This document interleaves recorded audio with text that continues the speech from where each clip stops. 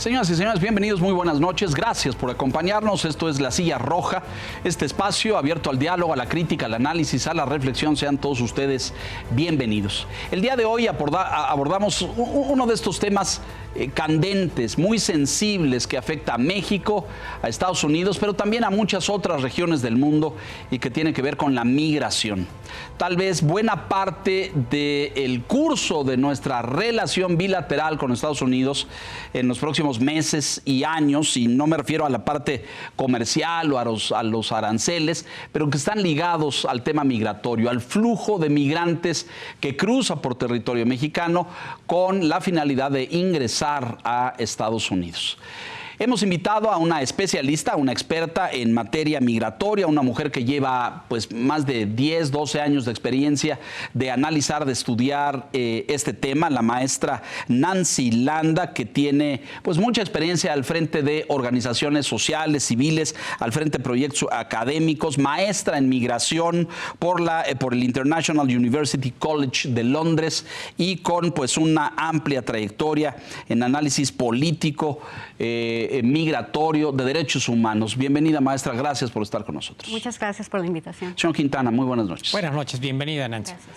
Señor Piz, buenas noches. Buenas noches, bienvenida, maestra. Bueno, maestra Landa, a ver, ¿por dónde empezamos? Porque el problema es amplio, es muy complejo. Preocupa mucho a México en términos de que pues está esta amenaza de las sanciones comerciales, ¿no?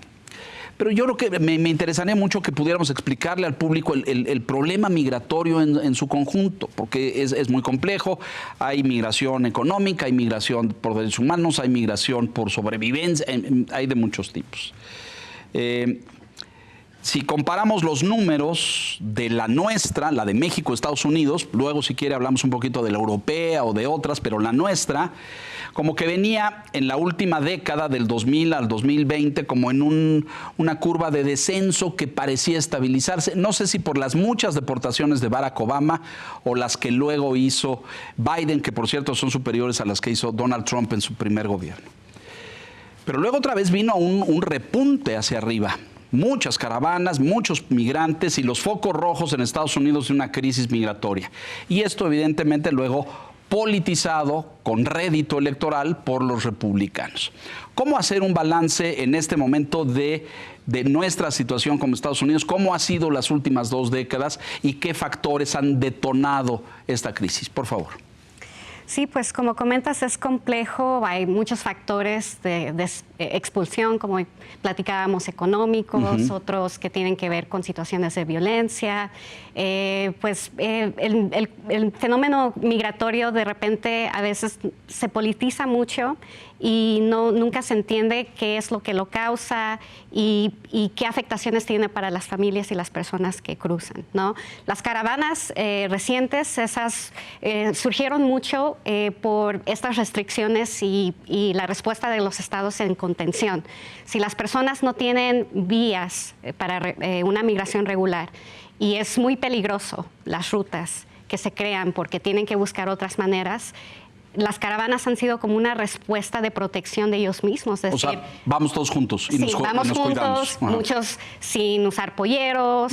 Es como una forma de protección. Entonces, de repente, esto es lo que veo que no se entiende de estas agrupaciones, y entonces cuando se hablan en discursos políticos, ¿qué es lo que tenemos ahorita? Se hablan como invasiones. Sí, correcto. Como que estas personas vienen a afectar negativamente a las sociedades que los reciben, y no se entiende la realidad de las personas, por qué están migrando, por qué necesitan, y que mucho tiene que ver a la respuesta de cómo los estados no han sabido responder y crear vías de migración regular. Entonces siempre dicen, bueno, pero ¿por qué las personas no están aquí regularmente? Bueno, si Estados Unidos tiene 11 millones de personas sin documentos, es por algo, ¿no? Es claro, porque no se ha resuelto, y entonces entre más tengamos estados que se enfoquen en fronteras que la evidencia dice no sirven, o sea, solo vas a crear más vulneraciones de las personas. Las barreras, sí, el muro y las guardias. Y a veces eso, el muro es más simbólico a veces, claro. Es más como los mecanismos de la patrulla fronteriza, las tecnologías que usan, entonces hay muchas maneras donde ya se está controlando la frontera, ¿no? Pero las personas por necesidad o por otras circunstancias van a tener que buscar esas rutas, ¿no? En la nuestra, la México-Estados Unidos, para darle al público una fotografía, ¿cuáles serían las primeras 3 o 4 causas de migración?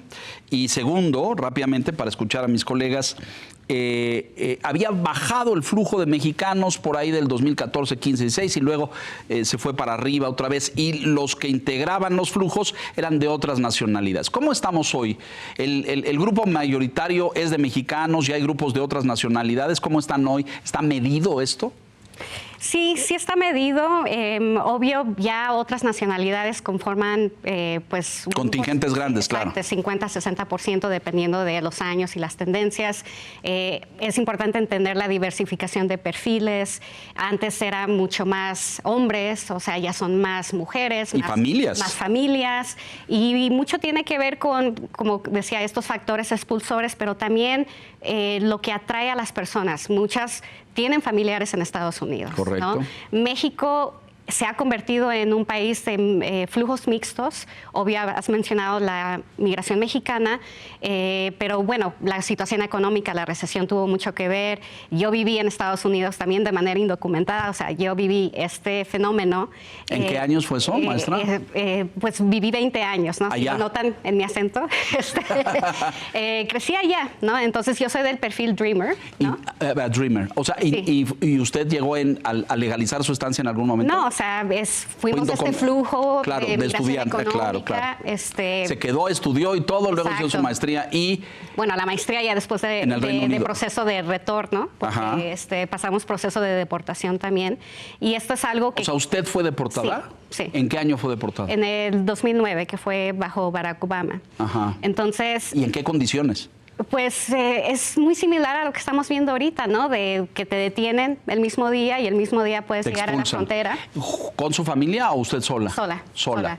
Entonces, yo a partir de esa experiencia propia he trabajado con comunidades migrantes en Estados Unidos, también en México después de este proceso, y entonces fui con eso. Claro.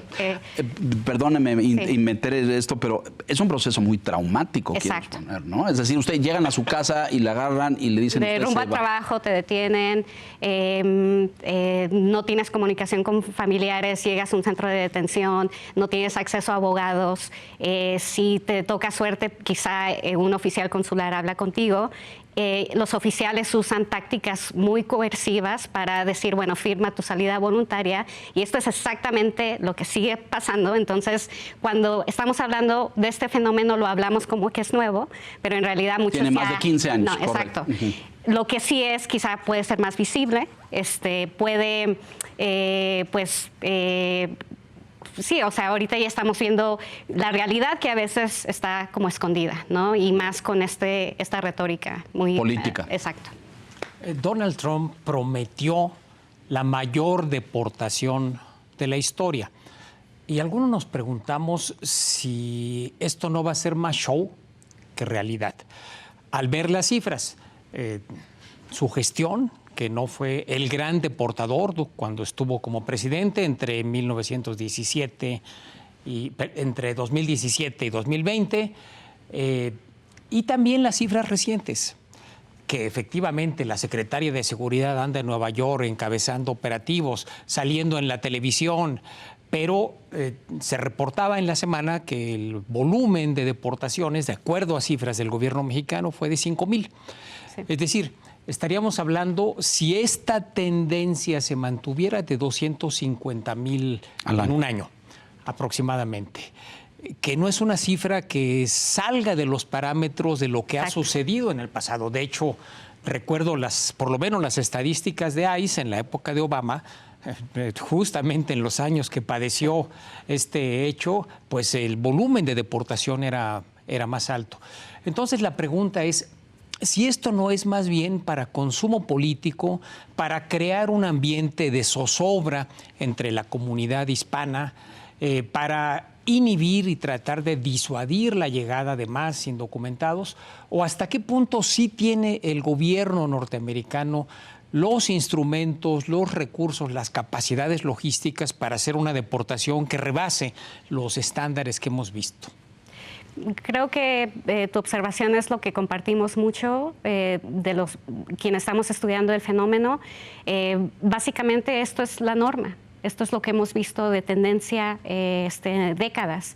El sistema de detención y de deportación sí se ha fortalecido, sí se ha puesto más recursos para seguir incrementando capacidades, pero no es nuevo. Lo que sí es muy particular de Trump 2.0 es pues politizar el tema. Y ¿qué sabemos de Trump? Que se toma crédito por cosas que no hace. Entonces, las personas que están siendo deportadas ahorita son quienes han muchas estado meses en centros de detención. Que ya estaban detenidas. Que ya estaban detenidas bajo la administración de Biden. Entonces, es pues tomarse crédito por algo muy ya normalizado, operativo de migración. Lo que sí es preocupante pues es como el empoderamiento de esta retórica antimigrante, pues las prioridades ya son directrices que hay donde empoderan más a agentes de migración a hacer estas redadas que vimos, no empezaron con Trump, sino también Biden le dio la batuta. Órale, empezamos con las redadas y ahora continúa. Entonces sí, o sea, no, si él, con el sistema que tenemos ahorita, él podría detener y deportar 1 millón por año. ¿Cuánto tomaría para 11 millones? O sea, no alcanzaría. Mucho, no alcanza, ¿no? Claro. Entonces, obvio, por eso él quiere mantener para mantener su imagen y brand, ¿no? Quiere hacerlo muy espectacular, digamos. Ajá, exacto. Entonces, ¿qué hace? O sea, estamos ya viendo lo que ha ocurrido, pero pues es criminalizar desde el lenguaje, desde pues cómo te expresas y la visión y las narrativas que estás propagando de las personas migrantes. Cuando vemos que la mayoría de personas no tienen de antecedentes criminales, 70-80% muchas veces solo es por su condición de no tener documentos. Correcto. Entonces, pues esa es la realidad, pero él está como creando su realidad que responde a su retórica de la base. Entonces, mientras él pueda decir, estoy ganando en esto, estamos cumpliendo la promesa. rédito político, digamos. Exacto. Y difícilmente, digo, porque salió en los primeros días la propia autoridad migratoria, no recuerdo si fue Coman o algún otro de los encargados, dijo, pues no tenemos en el presupuesto al menos, exacto. No tenemos el presupuesto para lanzar redadas pues en todo el territorio norteamericano, porque ya los indocumentados están distribuidos, ya no solamente es Los Ángeles, Chicago, Nueva York, las grandes concentraciones de hispanos, sino están en otras muchas ciudades, aunque siga habiendo, digamos, mucho más en estas localidades.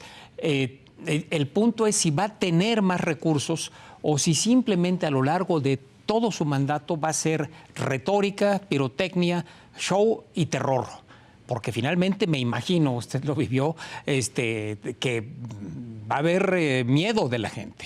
Va a haber miedo de la gente en el sentido de que no sabe si en algún momento pues lo van a interceptar lo van a buscar en el trabajo, lo van a interceptar en la calle y al carecer de documentos, pues vámonos. Sí. Bueno, o sea, creo que sí es muy viable que va a incrementar capacidades. Ayer anunció lo de Guantánamo. Sí, entonces, sí. O sea, sí hay, pues sí tiene el poder político en todo nivel para poder incrementar esto. Obvio, todo depende de sus apropiaciones en temas de seguridad, porque todo esto está vinculado con seguridad. Entonces, pues sí puede hacer incrementar esas capacidades, deportar a las personas y creo que otro punto muy importante de conceptos. Una deportación va en diferentes categorías porque las cifras generalmente pueden reflejar las personas detenidas en frontera que apenas están cruzando y aquellas que ya están viviendo mucho tiempo. Y que tienen ¿no? tiempo, claro. Entonces creo que es cuando hablan de deportaciones generalmente se combinan esas cifras y entonces es para decir, miren cuántos estamos deportando.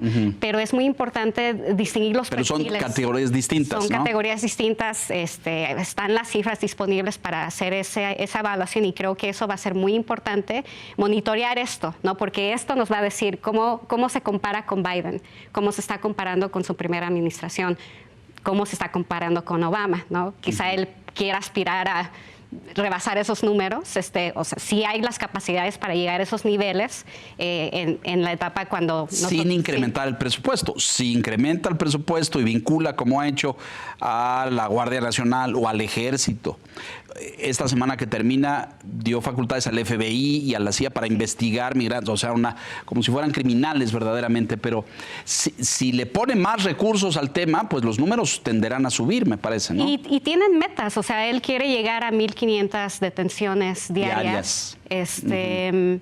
Y lo que comentabas, o sea, generar miedo, creo que cuentan con esa estrategia, porque muchas personas van a estar valorando su situación, especialmente si estás en este perfil. Puedo estar sujeto a una deportación. Ya, o sea, ¿qué hago? ¿Me sigo quedando? ¿Tengo los recursos para tener una defensa legal en mi procedimiento? Hay muchas personas que sí, y aquí es donde se deben de apoyar con abogados, con organizaciones de sociedad civil que dan estos servicios legales, pero lo que Trump hizo nuevo esta vez a comparación de su primer administración fue dar ese golpe. Sí, bueno, corrió a las jueces del Departamento de Justicia, ¿no? Y quitó los fondos especializados en migración, los fondos a programas. Exacto. Sí, es una persecución total. Sí. Su caso, maestra Aranda, que me parece muy, muy importante. Usted es deportado, usted sale, estudia afuera y regresa a Estados Unidos. No, o sea, yo tengo 15 años de no pisar ahí. No, generalmente cuando pasas un proceso de deportación tienes una prohibición de ingreso. En mi caso eran 10 años. Ya pasé los 10 años, pero con un antecedente. Obtener la visa es muy difícil. Como cualquier persona, es muy arbitrario, más cuando tienes ese antecedente. Aquí yo tendría que armarme de una estrategia legal y bajo una administración que no quiere migrantes, o sea, no es viable. Sí, es como decía, usted tiene antecedentes de infractor, digamos, de que estuvo sin papeles. Y para esta administración criminal, soy una criminal. Exacto. Sí. Sí, justo en ese sentido me quedé pensando en que, bueno, la idea es generar miedo, ¿no? Zozobra, incertidumbre y además la estigmatización que se hace de los migrantes, porque en este operativo que mencionaba Enrique, el primero que encabezó la Secretaría de Seguridad en Nueva York, los llamó basura. O sea, dijo, vamos a retirar toda esta basura. Limpiar la basura. Y lo que usted mencionaba de la orden de Trump de habilitar Guantánamo como prisión, está hablando de que ahí va a enviar a los peores. Dijo, los peores se van a ir a Guantánamo. Creo que son 3,000, ¿no? 30,000, perdón. Los que caben, ¿no? Los que caben. Sí. Entonces, termina haciendo una estigmatización, o sea, termina criminalizándolos sin que verdaderamente hayan cometido alguna falta grave, ¿no? Sí, y él dice, estos son de las peores personas que ni siquiera podemos regresarlas porque sus países van a regresar de nuevo y sus países no tienen las capacidades de lidiar con este perfil. Entonces es completamente una exageración. Pero es parte de su campaña, show mediático. Claro. El proceso, que es muy importante, porque la gente luego no entendemos, y el gobierno mexicano anunció este tema de poner muchos abogados en los consulados para hacer defensas legales y apoyar a la gente. A mí me da la impresión, y su caso creo que lo retrata, porque hay esta categoría jurídica que es la deportación express, es decir, te detengo, te arresto, te llevo a la línea fronteriza, no hay posibilidades de proceso legal, de presentar un recurso jurídico, sino que en 24 horas ya estás fuera del territorio. Ese fue su caso y tengo la impresión de que ese va a ser la mayoría de los casos que vamos a ver hoy en día. Porque usted mencionaba hace un momento, hay mucha gente que presentó su juicio, ¿no? Oiga, yo llevo aquí 20 años, llevo trabajando, pagando impuestos, tengo derecho a que me concedan un green card o un permiso especial. Ya, la ciudadanía es algo mucho más complicado, pero y de todos modos esos son hoy sujetos de deportación. Pero es que no ha habido vías para regularizar a ese perfil, o sea, ese fue mi caso. Siempre me preguntan, ¿por qué viviste 20 años y no pudiste hacerte legal? Regularizar. Digo, es que no hay vías. ¿no? Y de repente dices, pues ahí es parte del problema, ¿no? Claro. Entonces, Y había, y no había, pero lo que quiero decir es, hoy todo está cerrado, ¿no? Hoy no hay posibilidad de ningún proceso legal de ningún tipo. No, o sea, mientras no tengamos una reforma migratoria en Estados Unidos. No va a suceder. ¿No? Y entonces, por ejemplo, perfiles como Dreamers y DACA, ¿no? Que están con una pseudo protección. Bueno, Obama otorgó esa protección a los DACA, ¿no? Sí, exacto. Entonces, pues es un escenario complicado donde casi no hay opciones. Entonces, lo otro que sucede es que pues es un gran negocio, ¿no? Donde los notarios claro. lucran del miedo de las personas. Entonces, por eso es muy importante que las personas informen, porque cada caso es muy específico. O sea, no puedes decir, bueno, categóricamente a los mexicanos esto. O sea, cada quien de repente tiene su caso individual y esto se tiene que revisar. Lo que comentabas de la estrategia de los oficiales consulares es importante y es un esfuerzo que podría funcionar mejor si hubiera mejor coordinación con las autoridades americanas y sociedad civil en Estados Unidos, porque generalmente los oficiales son quienes tienen el acceso a las personas detenidas y más en esta administración, sociedad civil tiene espacios cerrados. Entonces va a ser muy importante que los oficiales consulares como informen, especialmente en casos muy vulnerables que tengan alguna condición médica y los tengan detenidos sin atención. Y hay personas que tienen hasta alivios migratorios que son detenidas y son forzadas a decir, a firmar la salida voluntaria. Entonces, eso es lo que vimos con las redadas en California. Y entonces es muy preocupante que las personas son detenidas y sus familiares no tienen noticias de dónde están. O sea, eres detenido y desapareces y no sabes en qué centro de detención estás. Y ya después, cuando te comunicas con los familiares, ya estás en México. Ya del otro lado de la frontera. Y ya cuando estás en México ya no tienes posibilidad de regresar, claro. No, o sea, para pelear un caso de reunificación familiar es casi imposible. Claro. Y sonó mucho aquel tema de que Trump separaba a las familias, ¿no es cierto? Que incluso llegó hasta las Naciones Unidas y había niños separados y los deportaban. Señor Piz. Sí, decía usted antes que esta idea del muro es hasta simbólica, pero ¿se puede sellar la frontera? O sea, ¿es técnicamente viable, políticamente viable? Porque, bueno, ya se han hecho algunos intentos de bloquear ciertos puentes fronterizos y eso ha tenido repercusiones muy graves no solamente en el tráfico de personas, o sea, las personas que van, vienen todos los días, en el comercio de mercancías que no pueden pasar, las mercancías están ahí atoradas, pero sellar la frontera ¿es posible? O sea, ¿es, digamos, la solución al problema?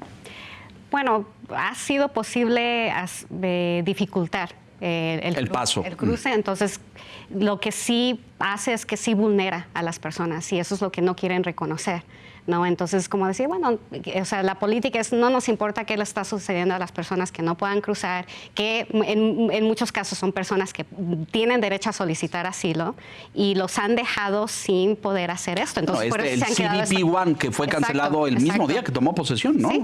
Sí, entonces en muchas ciudades fronterizas, yo estuve en Tijuana y tengo vínculos con sociedad civil en Tijuana, pues están observando que más que las deportaciones en estos primeros días, hubieron más personas afectadas de CBP, porque las deportaciones no es de que no sea un tema grave, pero o sea, se han mantenido bastante normales, aunque esperemos, o sea, se anticipa que va a crecer.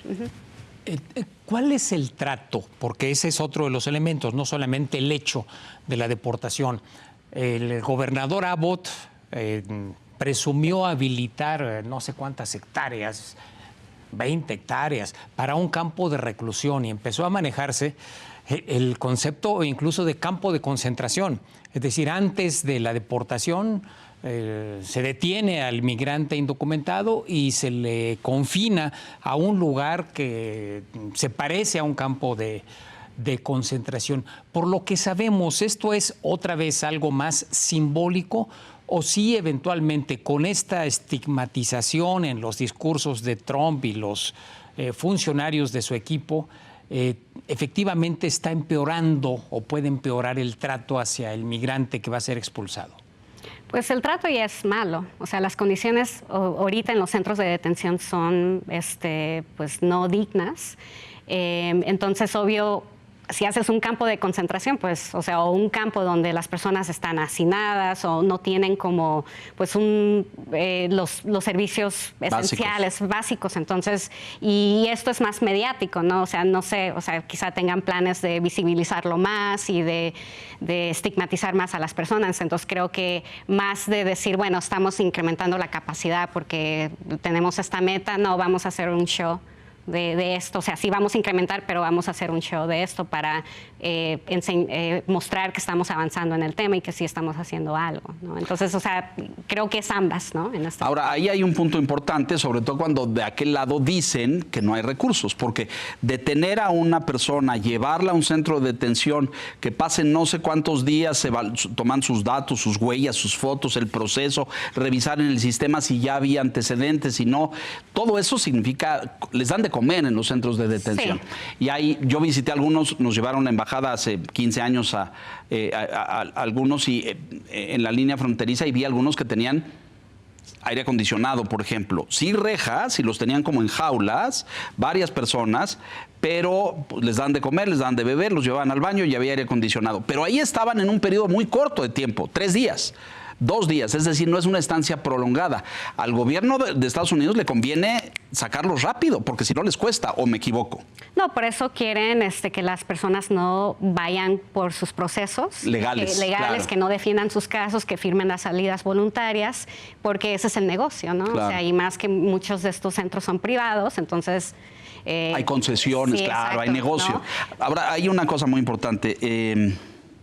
Más allá de esto, del negocio, el expulsarlos rápido significa ponerlos en la línea fronteriza y hasta ahí, o se lo entregan a las autoridades mexicanas. ¿Cómo es el proceso?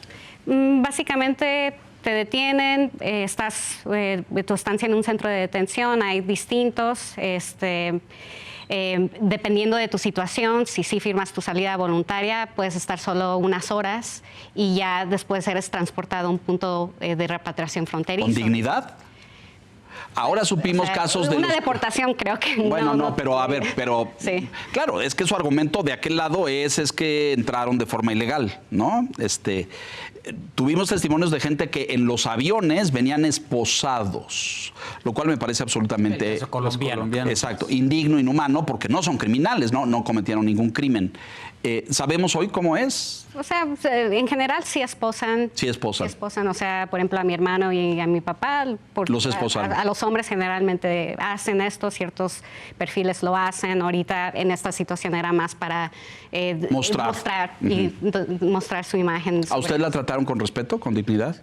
No, o sea, creo que era como una cuestión de, bueno, ¿por qué no pudiste arreglar tu situación? O sea, yo era como un perfil extraño para ellos. Porque, sí, muchos años y estudiante y universitaria. Era universitaria, profesionista, ¿no? Vestida así, claro. Y entonces me detienen, con respeto, por supuesto, no era una trabajadora agrícola, usted tenía estudios, había ido a la universidad.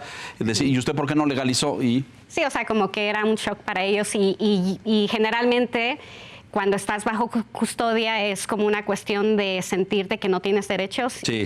Yo sé inglés, entonces obvio decía, no, me van a tener que dar mi llamada, no, voy a tener que hablar con mi abogado. Claro.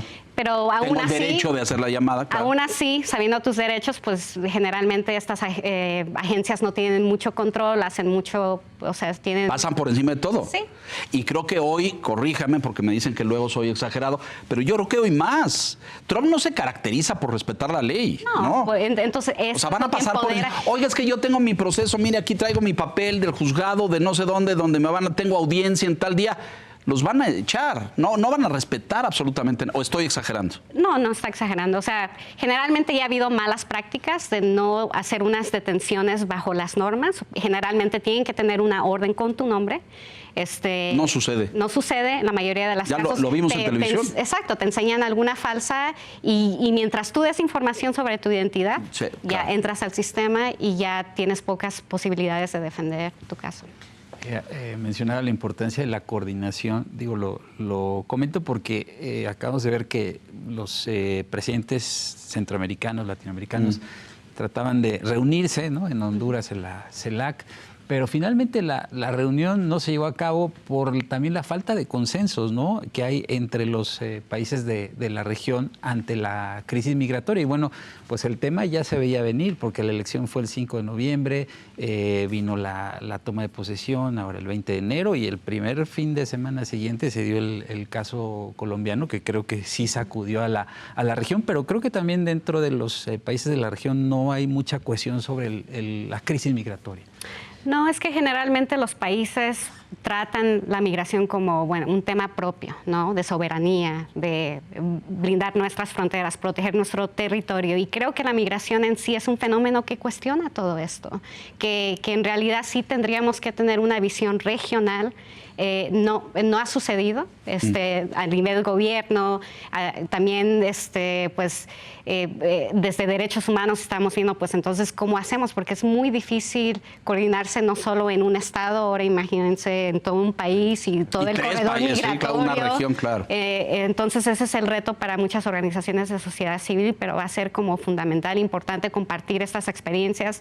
Yo me he enfocado mucho en seguir el tema de deportación, pero también la cuestión de integración de migrantes, que pues a partir de mi caso, y ya también he estudiado porque parte de mi maestría fue esto. Claro, ¿no? ¿Cómo regresan y cómo se integran? Como comparar mi experiencia con otras personas y ya después a través de como investigación aplicada, viendo cómo tenemos una burocracia brutal que te excluye. Incluso, pero ese es muy... Usted nació en México. Sí. Y se fue a Estados Unidos chiquitita. Sí, 9 años. Exacto. Y pasan 20 y luego viene de regreso. ¿Y aquí tiene familia? Pues sí, pero sin las conexiones. Le reconocen su nacionalidad. Si usted es mexicana y... Pues llegué sin documentos, ¿no? Entonces, muchos que estamos llegando por esos procesos, porque cuando te detienen, o sea, a lo menos que tengas un kit de emergencia y digas, tengo mi matrícula consular, todo esto. O sea, generalmente no tienes acceso a esto, llegas a la frontera, o sea, sin acta de nacimiento, no sabes qué es un INE. Claro. O sea, en mi tiempo, ¿qué es un RFC? ¿Qué es un INE? ¿Qué es esto, no? Y esto es algo que ya tenemos 10, 15 años hablando de esto, desde que muchos de nosotros hemos como visibilizado estas experiencias, pero seguimos con pocos avances en esto, ¿no? O sea, creo que ya poco a poco se ha reconocido, bueno, sí necesitamos un sistema de recepción, pero recibirte, darte tus documentos iniciales es una parte, ya después viene toda la problemática. Hay trámites que pueden durar años, ¿no? Por ejemplo, los hijos nacidos en Estados Unidos de padres mexicanos que vienen aquí, yo he conocido casos donde llevan 5 o 7 años estudiando en el sistema escolar mexicano con otra identidad, porque no pudieron acreditar su nacionalidad mexicana aquí, entonces como que de repente hacen como un registro como si nacieron aquí, entonces es como una identidad de su nacimiento en Estados Unidos, otra acá, pero porque no hay esa facilidad de que accedan a su derecho a la doble nacionalidad. Mucho, ¿por qué? Porque te piden documentos que solo puedes conseguir en Estados Unidos, una apostille. Déjenos hacer una pausa, maestra Landa, pero esto es capital. La presidenta en esta semana, Enrique, hizo anuncios de que iban a poner oficinas de este lado de la frontera para recibirlos y para resolver el tema de los papeles.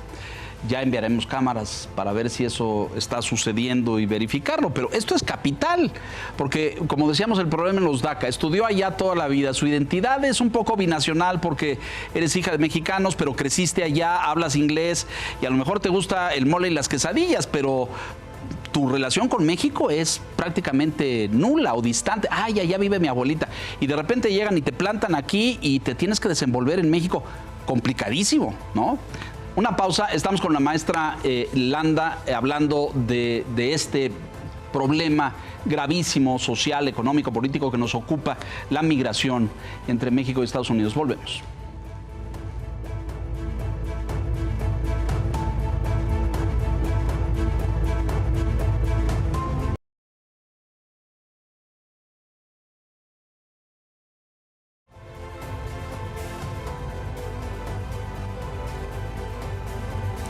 La maestra Landa y el complejo tema de la migración. Señor Quintana. ¿Hay manera de detectar la nacionalidad de quien es expulsado? Un debate que ha surgido, que se ha puesto sobre la mesa es, bueno, México va a recibir a los mexicanos, pero si son en efecto decenas de miles los deportados, pues va a haber centroamericanos, y va a haber haitianos, y va a haber cubanos. ¿Cuál es el mecanismo con el que se controla el ingreso a México? Se pide documento. Oye, tú no puedes entrar a México porque pues ya no te quieren en Estados Unidos, pero si no tienes un documento que te acredite como mexicano, pues ¿cómo entras? ¿O qué se está haciendo o se va a hacer en este caso? ¿O vamos a quedarnos en la condición, aún sin el reconocimiento formal, de tercer país seguro, por lo menos para un grupo de nacionalidades? Es que justo los protocolos MPP y también el título 42 crearon esta situación y estamos hablando de personas que han querido, han transitado el territorio mexicano, han querido ir a Estados Unidos y son regresados, ¿no? Generalmente, por ejemplo, se hacen una operación como las redadas al interior del país, tienen que detectar tu nacionalidad y no puedes ser deportado a un país que no es tu nacionalidad. Si eres colombiano, te tienen que enviar. Sí, por ejemplo, entonces ese es el tema que de repente en la cuestión logística, pues muchas personas quedan meses y meses en detención y más cuando no les dan alternativa de pelear sus casos fuera de detención, que eso tendría que haberlo, pero hemos tenido la tendencia de que no. Ahora te quieren detenido en tu proceso que puede durar meses, años. Y entonces aquí es donde los consulares oficiales, hay coordinación con migración para detectar y hacer como estas valoraciones o ver si tienen algún documento de identidad o conseguirlo, ¿no? Y ya seguir el proceso normal. Eso es la norma. Pero como la situación en la frontera es compleja con esto de que, bueno, si cruzas, te regresamos. Entonces, por eso estamos en esta situación de que están personas retornadas, pero más desde la zona fronteriza, ¿no? Tercer país, obvio, no, o sea, eso hay que observarlo, pero, o sea, esa es la crítica que se ha hecho con no contener estas condiciones y estos programas. Por eso, pues ha habido una postura ahorita más fuerte de decir, bueno, no estamos aceptando personas de otras nacionalidades, pero al final es como si tú no lo aceptas y Estados Unidos no los está ingresando y no les está dando como los procesos de asilo para quienes sí califican. Están como en el limbo, ¿no? Están en un limbo y Exacto. eso es lo que se refleja en la frontera. Pero en su caso, por ejemplo, para entrar al territorio mexicano, hubo... A ver, identifícate como mexicana. No traigo papeles, ¿qué claro. papeles o cómo se da el acceso al territorio mexicano de alguien que es expulsado de Estados Unidos? Que bueno, es que hay como varios perfiles. Muchas de las personas que están aquí han transitado, ¿no? Desde sus países y todos sus corredores. Bueno, ese es el argumento americano. Entraron por ahí, te los devuelvo a ti, tú ya ves qué haces. Pero vi esta semana cambios. Este tema de Colombia, o se supo incluso que había enviado funcionarios a negociar con El Salvador y con Guatemala, me parece, y Panamá, para que recibieran venezolanos. Ajá, porque entonces eso ya es los venezolanos huyeron por situación política en Venezuela y por lo menos hay algún sentido de decir los devuelvo a Venezuela y los van a meter a la cárcel por haberse atrevido a escapar. Entonces Estados Unidos estaba buscando dónde o qué otros, exacto, qué otros países los podían recibir. Pues sí, es externalizar fronteras, ¿no? Entonces en realidad, o sea, creo que aquí no se está viendo qué impacto está teniendo esto en las personas. O sea, ¿qué sentido hace de que...? No, pues es devastador, exacto. ¿no? Y ¿Dónde luego, me reubico, me reinserto? Y si estos países receptores no tienen las condiciones, y se ha debatido esto en muchas zonas en México también, claro, claro, ¿no? Por la situación de violencia. Entonces, de repente, o sea, este es un tema donde hemos tenido que incidir, no solo en Estados Unidos, pero en México también, de reconocer esto, porque, o sea, yo a partir de mi propio caso, pues no he tenido la mejor recepción tampoco en México, ¿no? Y el estigma que se tiene de haber sido una persona indocumentada, o tú eres americana. Ajá, eres gringa, esto, ¿no? O sea, ¿qué le pasa a tu español? Porque hablas así. Entonces, todas estas cuestiones que en México se tienen que trabajar para convertirse en un país incluyente a partir también de las experiencias de tener diferentes tipos de personas. Pareciera que el gobierno hoy está tratando de ser más... no sé si tener más mecanismos para aceptar, pero esto que preguntaba Enrique, que usted llega a la frontera, es deportada, la paran ahí, yo soy mexicana, documentos, no, pues no tengo documentos, me acaban de expulsar, no sé qué, ¿y cómo compruebo? A ver, cántame el himno nacional, o dime de dónde era tu familia, es decir, porque yo estoy seguro que un hondureño lo ponen ahí, va a decir que es mexicano. Un cubano es más difícil porque el acento lo marca mucho, o un venezolano, pero un guatemalteco. Pero eso se presta a discriminación, ¿no? Bueno, por eso, entonces, ¿cómo se resuelve el tema? Es muy complicado, ¿no? Por eso, o sea, aquí ¿aceptamos a todos y luego vemos cómo los acomodamos? ¿O cuál sería la solución? Es que no hay una solución clara porque no hay diálogo entre los países. Entre los países, entonces es como, bueno, yo implemento esa política, a ver cómo tú le haces, ¿no? Y entonces pienso que aquí los países receptores de flujos de deportación tienen este reto, ¿no? Y más cuando de repente dices, bueno, quizá lo mejor que podemos hacer es recibirlos y ya ustedes por su propia cuenta. Bueno, pero lo que anunció el gobierno de la presidenta Sheinbaum es recibe, atiende ahí. ¿Pero dónde reciben? O sea, en la frontera. En la frontera. Y luego lo que anunció es ayuda económica a los mexicanos para transportarlos a sus localidades. Eso anunció. Sí. ¿Y los extranjeros? ¿Que les vamos a pagar un boleto de avión para mandarlos a Venezuela y a Cuba, donde a lo mejor no los reciben? Bueno, es que no hay una postura de política pública para este perfil. O sea, antes de esto se había hablado, bueno, ¿cuál es un programa de regularización para las personas? No lo ha habido. No lo ha habido. Entonces, aquí es donde dicen, o sea, los países prefieren gastar dinero en detención, estación migratoria, persecución, en lugar de decir, bueno, entonces, ¿cómo creamos una vida vías para integración? Porque las personas, cuando tú les das eso, o sea, tienen resiliencia, tienen manera de poder como reconstruir sus vidas, pero no les estás permitiendo esto. Entonces, esto es lo que crea situaciones donde están en situación de calle, no pueden acceder a empleos, no pueden en realidad pues integrarse. Y si lo vimos con mexicanos, imagínense con extranjeros, ¿no? Sí. Sí, migrar es un derecho humano, entonces imagínate ante las deportaciones express, o sea, ¿qué pasa con tu familia que se queda allá? Pregúntale a la doctora. O sea, si tienes casa, si tienes coche, si tienes todos tus bienes, pertenencias. Claro. O sea, todo eso que pasa. Tus documentos, lo que dice de dónde vienes, quién eres. Exactamente. Y además se pasa por alto el impacto positivo que tienen los migrantes para la economía de Estados Unidos en la construcción, en la manufactura, en la agricultura. En la agricultura, claro. Es que si se diseñaran políticas públicas basado en la evidencia de las contribuciones de las personas, o sea, si se están enfocando, no, pues son una carga al Estado, ¿no? Pero, ok, también ve cómo son. Hay beneficios. Exacto. Claro. Y si dieras vías de legalización, ¿cómo más pudieran contribuir? Y se han hecho estudios de esto, pero no quieren escuchar. Entonces, cuando ya tienes una postura antimigrante, dices, pues no me importa esto.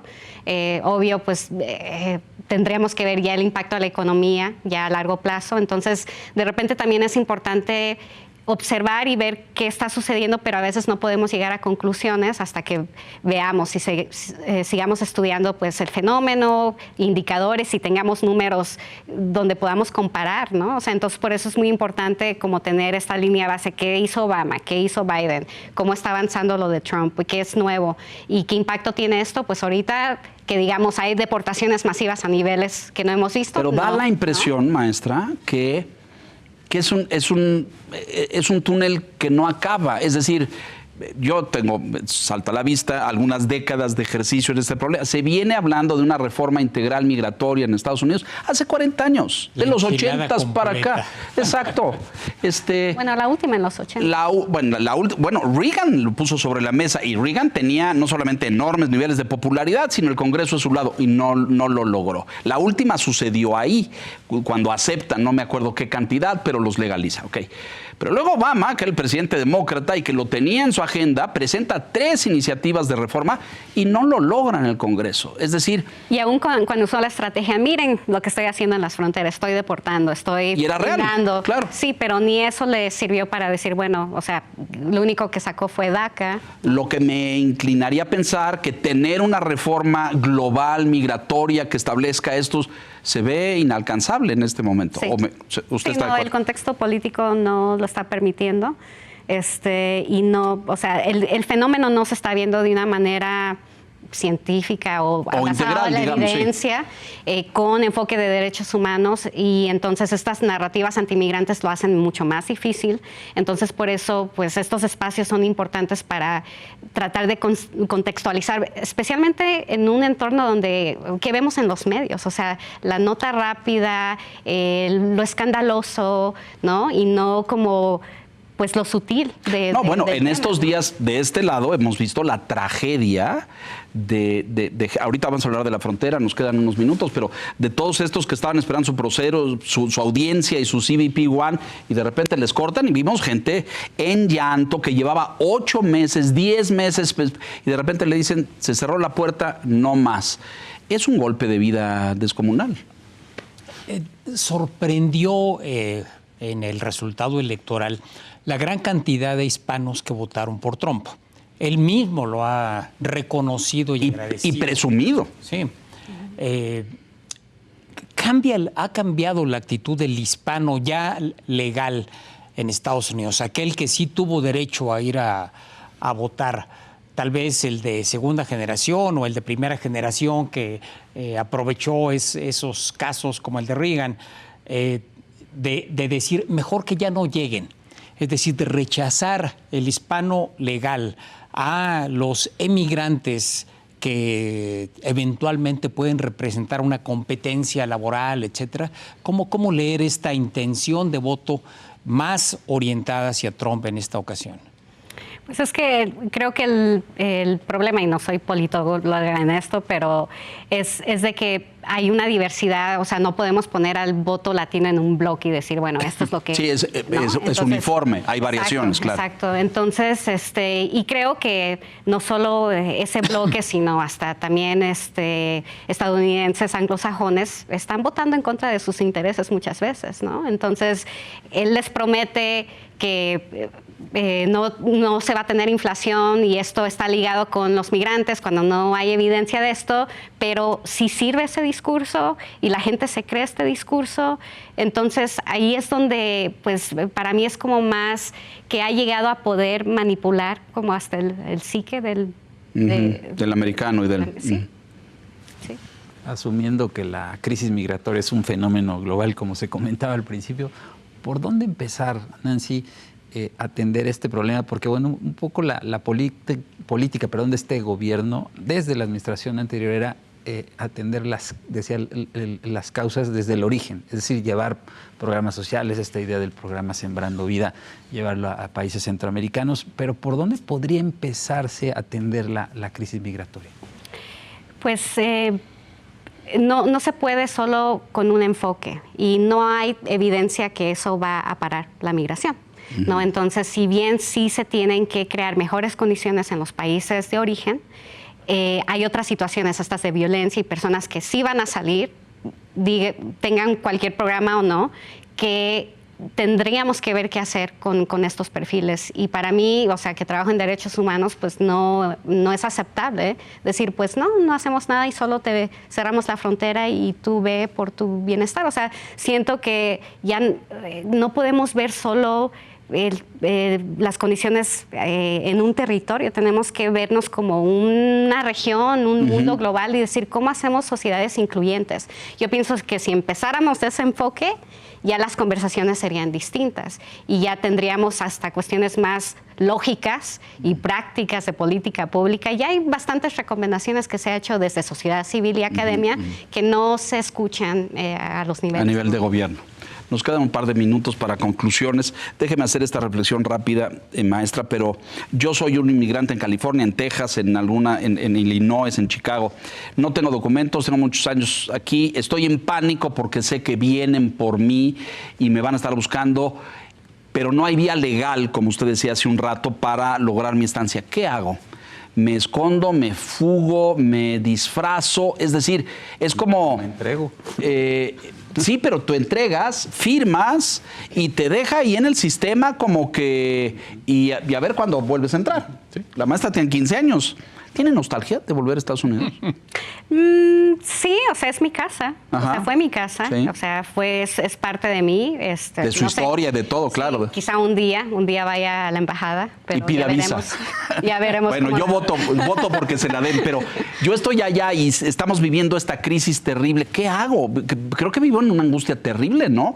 Recuerdo aquel sentimiento que narraba Solzhenitsyn en el Gulag, ¿se acuerdan? De que estás dormido y sabes que viene la KGB por ti y va a llegar la KGB y oyes los pasos en la escalera y van a venir por ti. Es una angustia pavorosa. ¿Qué hace un migrante indocumentado hoy en Estados Unidos?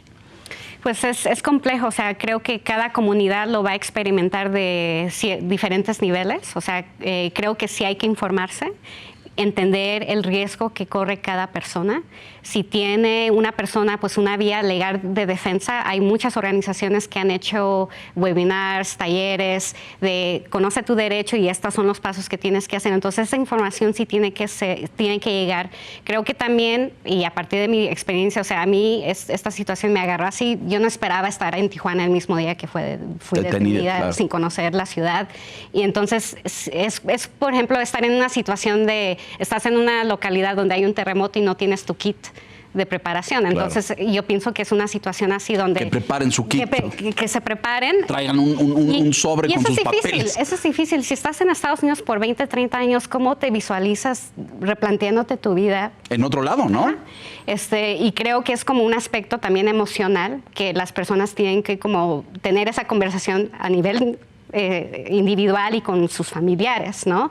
Porque sí hay que prepararse. Emocional y psicológicamente. Y logísticamente, decir, ¿dónde llego? Conclusiones, por favor. Pues creo que es una solución que no existe por la complejidad de los ámbitos. Factores, claro.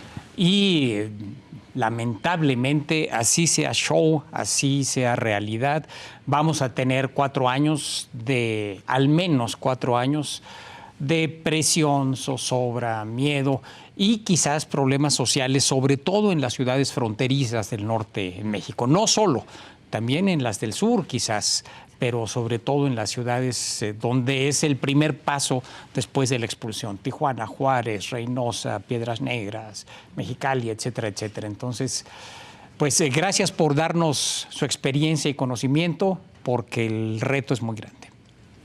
Sí, también agradecer que nos comparta su experiencia y alentarla a que siga haciendo el trabajo que está haciendo con las comunidades migrantes. Creo que es muy, muy útil en estos tiempos. Hombre, sin duda. Gracias de verdad, maestra. Gracias. Espero que su pasaporte mexicano y todo esté en perfecto orden.